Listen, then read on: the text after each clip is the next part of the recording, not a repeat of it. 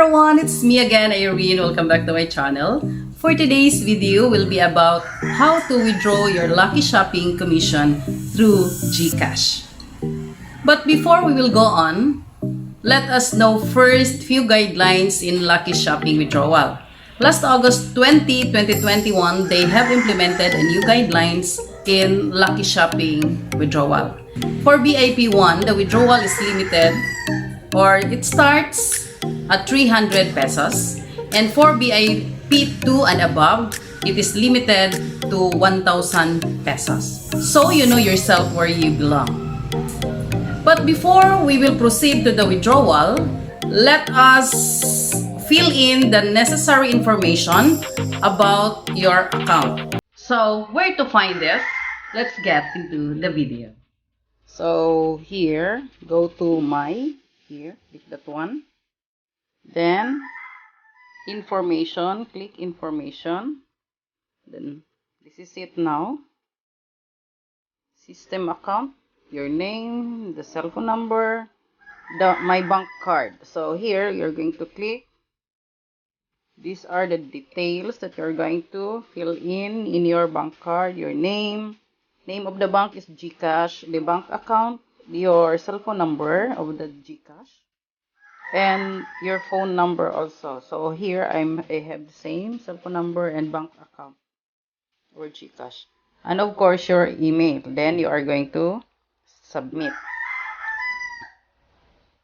Please confirm that your bank card information is correct and you cannot modify it after filling it again. Then I have already filled in that one. Then login password. So you already have your login password. And you also have your fun password. The fun password, it could be same with your login password or different. So for me, it is better to have a different fun password.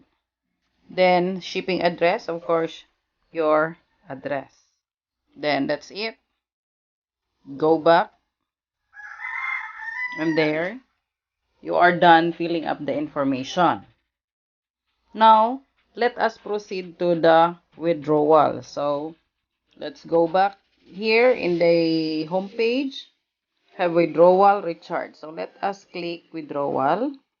Click withdrawal, and this is what will come out is GCash. Then of course the mobile number will display or the GCash number.